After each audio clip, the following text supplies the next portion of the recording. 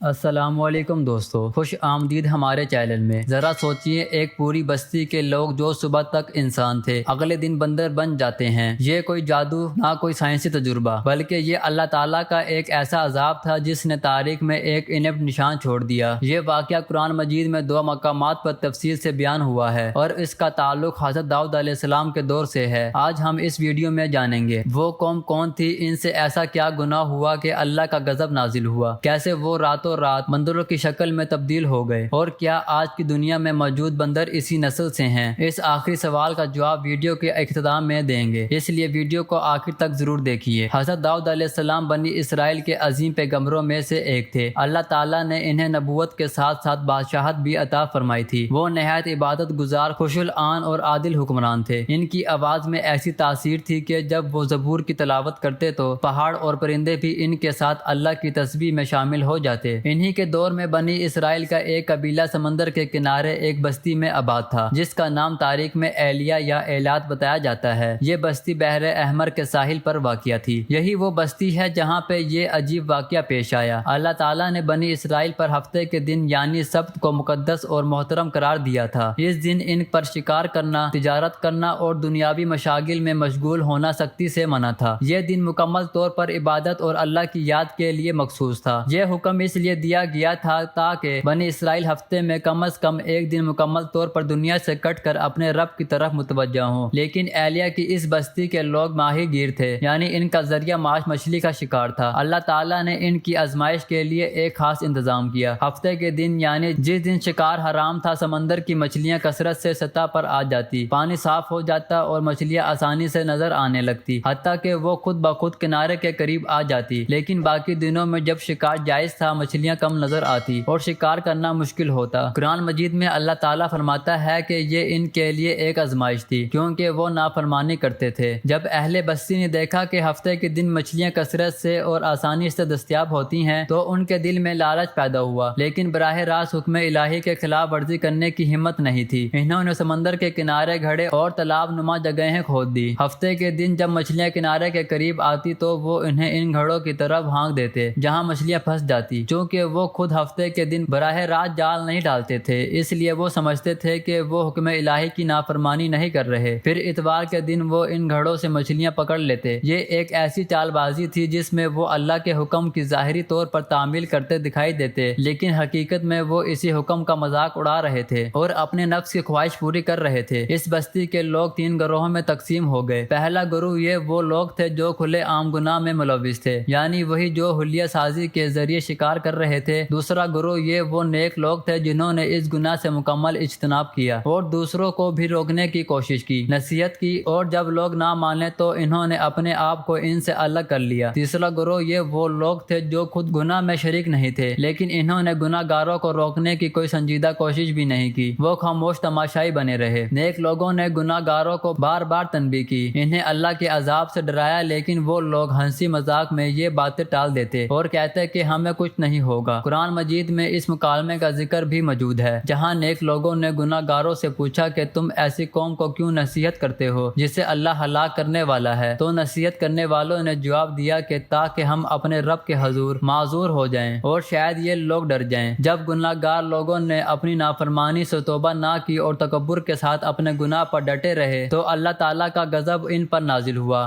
قرآن مجید میں اللہ فرماتا ہے کہ جب انہوں نے اس بات سے سرکشی کی جس سے انہیں منع کیا گیا تھا تو اللہ نے ان سے فرمایا ذلیل و خوار بندر بن جاؤ۔ روایت میں بیان ہوا کہ ایک رات وہ گناہ گار لوگ اپنے گھروں میں سو گئے اور جب صبح ہوئی اور ان کے گھر والے انہیں جگانے آئے تو دروازے بند ملے۔ جب دروازے کھولے گئے تو اندر انسان نہیں بلکہ بندر موجود تھے، لیکن حیرت انگیز طور پر ان بندروں نے اپنے رشتہ داروں کو پہچانا۔ وہ اپنی دموں سے اشارہ کرتے اور روتے، لیکن بول نہیں سکتے تھے۔ مفسرین کے مطابق یہ عذاب صرف ان گروہ پر آیا جو براہ راست گناہ میں ملوث تھا۔ نیک لوگ اس عذاب سے محفوظ رہے۔ تیسرے گروہ کے بارے میں علماء کے درمیان اختلاف رائے ہے۔ کچھ کہتے ہیں کہ وہ بھی عذاب میں شامل ہوئے کیونکہ انہوں نے برائی کو روکنے کی کوشش نہیں کی، جبکہ بعض روایات اس بارے میں خاموش ہیں۔ لیکن اس سے یہ سبق ضرور ملتا ہے کہ خاموش تماشائی بننا بھی خطرے سے خالی نہیں۔ اب سوال یہ پیدا ہوتا ہے کہ اللہ تعالیٰ نے اس قوم کو اتنی سخت سزا کیوں دی؟ آخر یہ صرف مچھلی کا شکار تھا، اتنا بڑا گناہ کیسے تھا؟ اس کا جواب یہ ہے کہ اصل مسئلہ مچھلی کا شکار نہیں تھا، بلکہ اصل مسئلہ یہ تھا کہ کہ انہوں نے اللہ کے واضح حکم کی نافرمانی کی اور اس نافرمانی کو چھپانے کے لیے ہیلا بازی اور دھوکہ دہی کا سہارا لیا۔ انہوں نے اللہ کے حکم کا مذاق بنایا، اسے کمزور سمجھا اور یہ گمان کیا کہ وہ اپنی چال بازی سے اللہ کو دھوکہ دے سکتے ہیں۔ یہی وہ رویہ ہے جو کسی بھی قوم کے زوال کا سبب بنتا ہے۔ دین کے واضح احکام میں حیلیہ تلاش کرنا، ظاہری طور پر تقویٰ دکھانا لیکن باطن میں نافرمانی کرنا۔ اللہ تعالیٰ نے اس قوم کو بندر کی شکل دے کر یہ پیغام دیا کہ جو انسان اپنی عقل و شعور کو نافرمانی اور ہیلا بازی میں استعمال کرتا ہے وہ حیوانیت کی سطح پر گر جاتا ہے۔ اب آتے ہیں اس سوال کی طرف جو تھمبنیل میں پوچھا گیا، کیا آج کی دنیا میں موجود تمام بندر اسی نسل سے ہیں؟ اس بارے میں علماء کرام کا موقف واضح ہے، نہیں، ایسا نہیں ہے۔ صحیح احادیث میں نبی کریم صلی اللہ علیہ وسلم سے یہ بات منقول ہے کہ اللہ تعالیٰ نے اس قوم کو بندر یا خنزیر کی شکل میں تبدیل کیا۔ اس نے ان کی نسل کو آگے چلنے ہی نہیں دیا بلکہ وہ عذاب کے بعد ہلاک ہو گئے اور ان کی کوئی نسل باقی نہیں رہی۔ صحیح مسلم کی روایت میں نبی صلی اللہ علیہ وسلم نے صحابہ کو یہ بتایا کہ جو قومیں بندر بنائی گئی اللہ نے ان کو نسل در نسل چلنے سے روک دیا اور وہ ختم ہو گئی۔ لہٰذا آج کی دنیا میں پائے جانے والے بندر ایک الگ مخلوق ہیں جنہیں اللہ تعالیٰ نے ابتدائی تخلیق سے ہی اپنی حکمت کے مطابق پیدا فرمایا۔ ان کا اس قصے سے کوئی نسلی تعلق نہیں ہے۔ یہ ایک عام غلط فہمی ہے جو بعض غیر مستند روایات اور سوشل میڈیا کی وجہ سے پھیلی ہے، جبکہ مستند اسلامی تعلیمات اس کی تردید کرتی ہیں۔ دوستو، اس واقعے میں ہمارے لیے کئی اہم اسباق پوشیدہ ہیں۔ پہلا سبق اللہ کے احکام میں حلیہ بازی کرنا، ظاہری طور پر تقویٰ دکھانا اور باطن میں نافرمانی کرنا ایک انتہائی خطرناک روش ہے۔ دوسرا سبق برائی کو دیکھ کر خاموش رہنا اور کچھ نہ کرنا بھی ایک قسم کی ذمہ داری سے فرار ہے جس کی سنگین نتائج ہو سکتے ہیں۔ تیسرا سبق اللہ تعالیٰ کی آزمائش بعض اوقات بہت پرکشش شکل میں آتی ہے، جیسے یہاں مچھلیوں کی فراوانی، اور اصل امتحان یہ ہوتا ہے کہ ہم لالچ میں آ کر اللہ کے حکم کی خلاف ورزی تو نہیں کر رہے۔ چوتھا سبق نیکی کی دعوت دینا اور برائی سے روکنا، چاہے لوگ نہ بھی مانے، ہماری ذمہ داری ہے اور یہی چیز ہمیں اللہ کے سامنے سرخرو کرتی ہے۔ دوستو، یہ تھی حضرت داؤد علیہ السلام کے دور کی اس قوم کی مکمل کہانی جو اپنی نافرمانی، ہیلا بازی اور تکبر کی وجہ سے بندر بنا دی گئی۔ یہ واقعہ قرآن مجید میں ہمیں اس لیے سنایا گیا ہے تاکہ ہم عبرت حاصل کریں اور اللہ کے احکام کی صحیح معنوں میں تعمیل کریں، نہ کہ ہیلوں سے کام لیں۔ اگر آپ کو یہ ویڈیو معلوماتی لگی ہو تو اسے لائک کریں، شیئر کریں اور ہمارے چینل کو سبسکرائب کریں تاکہ آپ کو مزید ایسی قرآنی اور تاریخی معلومات ملتی رہیں۔ اللہ تعالی ہم سب کو صحیح معنوں میں اپنے احکام کی تکمیل کی توفیق عطا فرمائے اور ہمیں ہیلا بازی اور نافرمانی سے بچائے، آمین۔